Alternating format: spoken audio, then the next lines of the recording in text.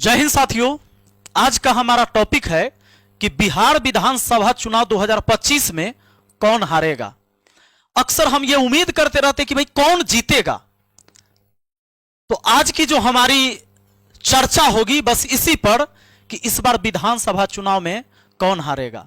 NDA गठबंधन बाजी मारेगी या इंडिया गठबंधन बाजी मारेगी या ये गठबंधन टूट जाएंगे, क्योंकि अभी तक जो सीट है पूरा क्लियर नहीं हुआ है दोनों पार्टी में, इंडिया गठबंधन में भी और एनडीए गठबंधन में भी, कि कौन सी पार्टी, छोटी बड़ी सभी पार्टी कौन कौन कितने सीट पर चुनाव लड़ने जा रही है। अभी तो इन लोगों के बीच संघर्ष जारी है, अंदर ही अंदर और बाहर में भी। पर बहुत सारे लोग जो आरजेडी से उम्मीद लगा रखे हैं वो सोच रहे हैं कि आरजेडी जीतेगी। जिनको कि पहले वाली सरकार ही सही चल रही है तो वो सरकार जीतेगी। हर किसी के अपने अपने समर्थक हैं, हर पार्टी के अपने अपने कार्यकर्ता, समर्थक, नेता सब कोई हैं। पर आपको बताएं, जब इस बार भी वोट होगा तो हमारा बिहार जो अक्सर इस बात पर वोट करते रहा कि अपने जाति का नेता कौन है, अपने जाति का पार्टी कौन है, जबकि हमारे बिहार के जनता एक सिंपल बात, अब तो सोशल मीडिया का जमाना है, देखते हुए भी नहीं देखते हैं। जब बड़े बड़े नेता मंत्री के बाल बच्चों का शादी विवाह या कोई कार्यक्रम होता है तो वो नेता ही पहुंचते हैं। उनके चाहे वो कितने कट्टर समर्थक क्यों ना हो, वो गोली खाया भी होगा चुनाव के टाइम में, लेकिन उनको इनवाइट नहीं रहता है। तो राजाओं का एक अलग समूह है और ये प्रजा का एक अलग समूह है। ये इस देश का नागरिक नहीं समझता। और लोग वोट अपने लिए थोड़े करता है, बिहार में अपने लिए वोट नहीं करता है। लोग बिहार में वोट करता है उनके लिए और उनके लिए। आज हम आपको एक सिंपल बात बताते हैं। चुनाव तो होगी, इस बार का चुनाव एक बेहतरीन चुनाव भी होने वाला है, क्योंकि हर पार्टी इस बार दमदार होने जा रहा है। नो डाउट एक तरफा कोई नहीं जीत रहा है, लेकिन अब हम यह कह रहे थे कि बिहार विधानसभा चुनाव में हारेगा कौन। पैसा पर, जाति पर, धर्म पर, पार्टी पर सबसे ज्यादा प्रमुखता होगा और इस पर वोट होगा। इस पर वोट होने के बाद हारेगा कौन? हारेगा इस बिहार का किसान, जो या तो उसका फसल बाढ़ में डूबकर बर्बाद होता है या सुखाड़ पड़ के बर्बाद होता है, खेत होते हुए भी उसके बाल बच्चों को पलायन करना होता है रोजी रोटी के लिए। हारेगा ये। हारेगा कौन? हारेगा यहां की शिक्षा व्यवस्था, हारेगा यहां के गरीब के बाल बच्चा जो सरकारी स्कूल में पढ़ता है। क्यों? क्योंकि 70.9% साक्षरता दर आंध्र प्रदेश और राजस्थान के बाद सबसे कम। आप देख सकते शिक्षा पर खर्च ज्यादा और साक्षरता फिर भी कम।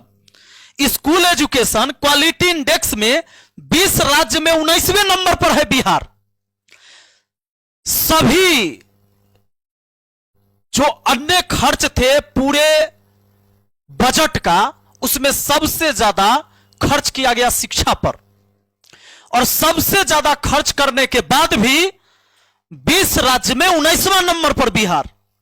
देख लीजिए स्कूल एजुकेशन क्वालिटी इंडेक्स में।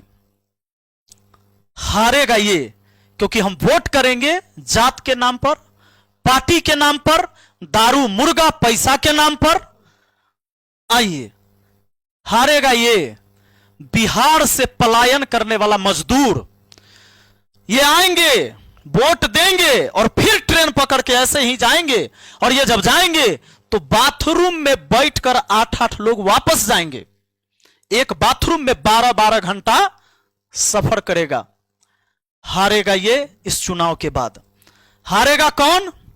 हारेगा ये व्यक्ति जो किसी भी सरकारी दफ्तर में जाकर अपना सही काम करवाने के लिए उसको रिश्वत देना होगा।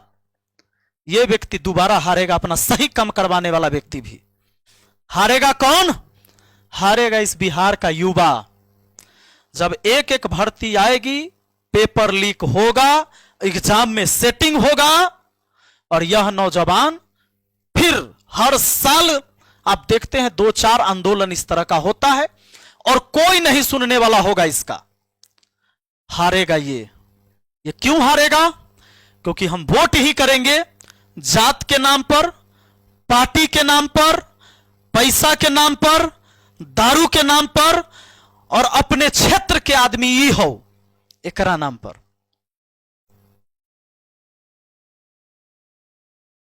जनता क्या है? जनता एक मुर्दा है। अगर वो हिंदू का होगा तो शमशान में जलाया जाएगा, अगर वो लाश मुस्लिम का होगा तो जमीन में दफनाया जाएगा। बिहार की जनता यही है। बाकी आप क्या सोचते हैं? क्योंकि पढ़ना और उस पढ़े हुए चीज को धरातल पर लागू करना दोनों अलग चीज है।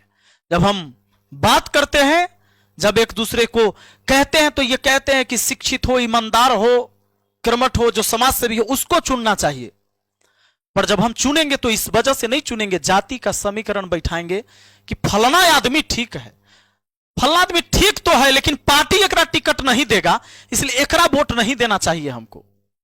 फलाना चाहे कितना बड़का चोर है लेकिन पार्टी तो टिकट ओकरे देगा, तो हम लोग की मजबूरी है उसी को।